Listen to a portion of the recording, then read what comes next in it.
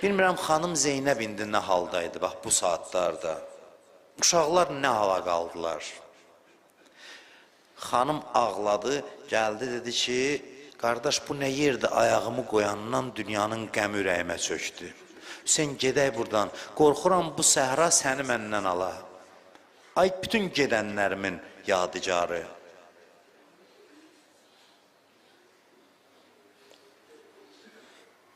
Zeynəbi bugün hörmətlə dəvədən yerə endirirlər. Bir əlindən Əli Əkbər tutub, bir əlindən Qasim.